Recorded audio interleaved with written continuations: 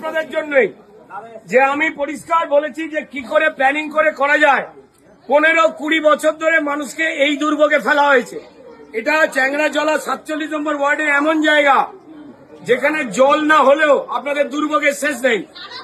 সারা বছরের জায়গায় মানুষ পাকে ডুবে থাকে, হতে পারে না। ওই জন্য এই প্রথম দিদি ইঞ্জিনিয়ার থেকে শুরু করে সমস্ত লোকজন এসছে।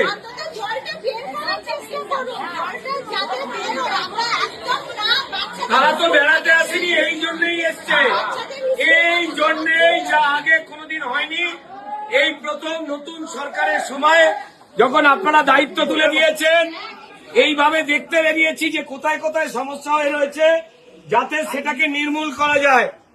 ম্যাজিকের মতো তো আজ বললে কাল হয় না। এতগুলো বছরের সমস্যা, 15-20 বছর, কিন্তু এইভাবে মানুষ থাকবে কেন?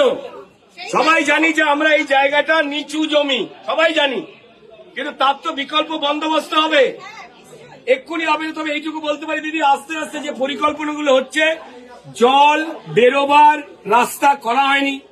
জল বেরোবার জন্য ড্রেন, ওই দিদিদের বাড়ির পাশে ওই ড্রেনগুলো পুরো বুঝে গেছে প্লাস্টিকে, ওখানে প্লাস্টিকে পুরো এই ড্রেনটা ভর্তি, জল যেতে পারে না। ওই জানি আমি ড্রেনটা,